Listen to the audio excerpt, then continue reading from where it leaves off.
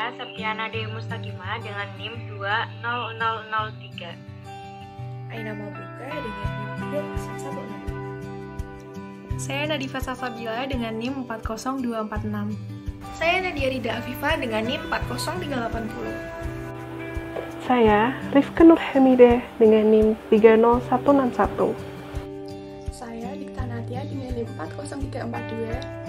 Saya Paulisia Rosari Siregar dengan NIM 30129. Saya Wibi Hafidah dengan NIM 40364. Saya Zalfa Natifah dengan NIM 20063. Kualitas ketahanan pangan Indonesia dalam 2 tahun terakhir terus merosot. Data Global Food Security Index menunjukkan posisi Indonesia merosot ke urutan 76 dari 113 negara.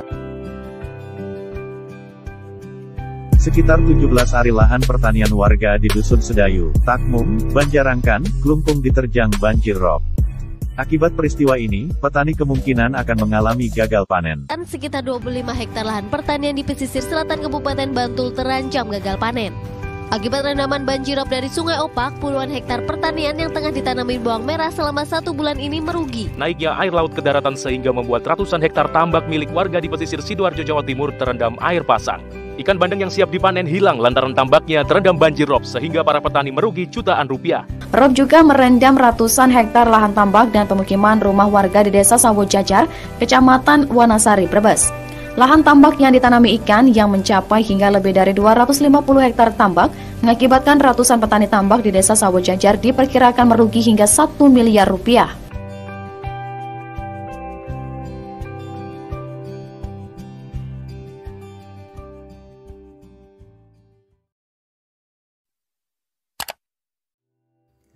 Banjir pasang air laut atau rob adalah pola fluktuasi muka air laut yang dipengaruhi oleh gaya tarik benda-benda angkasa, terutama oleh bulan dan matahari terhadap massa air laut di bumi.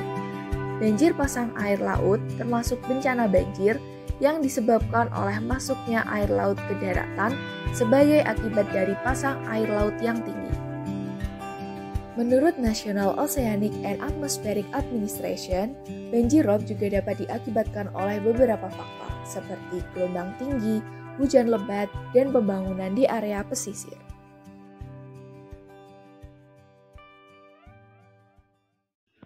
Adanya bencana banjir yang terjadi di wilayah pesisir tentunya berdampak bagi keamanan dan ketahanan pangan.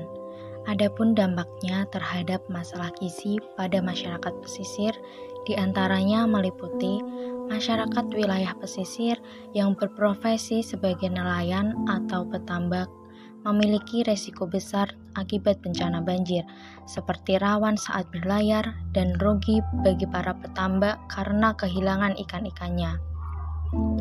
Hal tersebut juga memiliki dampak jangka panjang seperti munculnya masalah gizi kurang termasuk stunting yang dialami negara-negara berkembang akibat kesulitan melaut dan mendapatkan ikan sebagai sumber utama protein masyarakat pesisir. Banjir juga berdampak pada sektor pertanian di wilayah pesisir. Banjir menyebabkan lahan pertanian terendam dan petani mengalami gagal panen atau kerugian. Apabila terjadi paceklik, tentunya terjadi ketidakcukupan rumah tangga dalam pemberian asupan gizi pangan berupa beras sebagai sumber karbohidrat. Selain itu, dampak ketidaktercapainya swasembada beras adalah banyak masyarakat pesisir yang mengalami kekurangan energi protein atau KEP serta memicu hunger odem atau HO.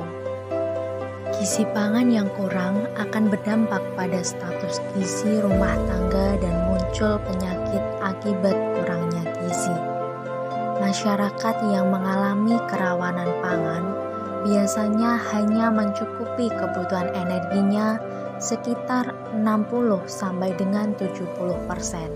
Hal tersebut tentunya dapat mengakibatkan terjadinya busung lapar pada balita dan anak-anak di wilayah pesisir.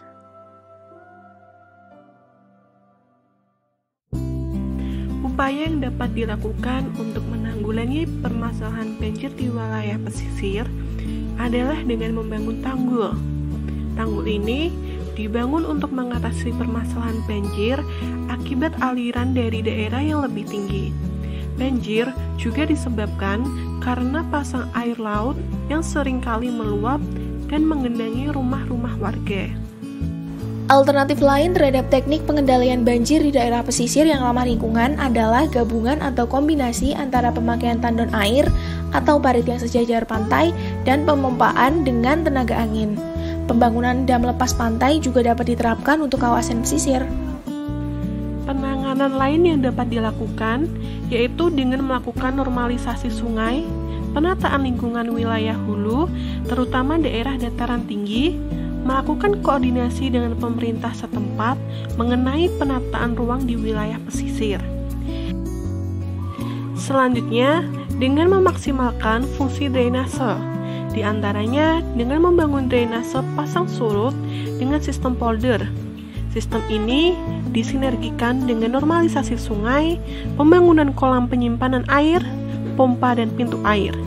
Sistem drainase terutama di kawasan pantai, merupakan prasarana dasar pemukiman yang sangat penting, mengingat persoalan banjir akibat air pasang dan air hujan yang selalu menggenangi kawasan tersebut.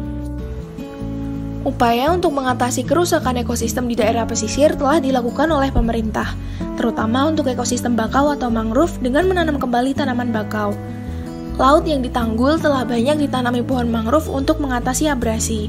Penanaman pohon mangrove juga berfungsi untuk mencegah terjadinya degradasi bakau, di mana hal tersebut dapat mengancam hilangnya tambak dan menurunnya produktivitas pada tambak. Nah, apabila ekosistem pada daerah pesisir mengalami kerusakan, maka hal tersebut juga akan berdampak pada kehidupan masyarakat sekitarnya. Padahal, seperti yang telah kita tahu, untuk memenuhi kebutuhan pangan sehari-hari, masyarakat di daerah pesisir hanya mengandalkan hasil lautnya saja. Hal ini tentunya akan berdampak pula pada ketahanan pangan masyarakat pesisir dikarenakan tidak terpenuhinya kebutuhan pangan mereka yang diakibatkan oleh bencana, termasuk bencana banjir ini yang merusak tatanan kebiasaan hidup masyarakat sehari-harinya.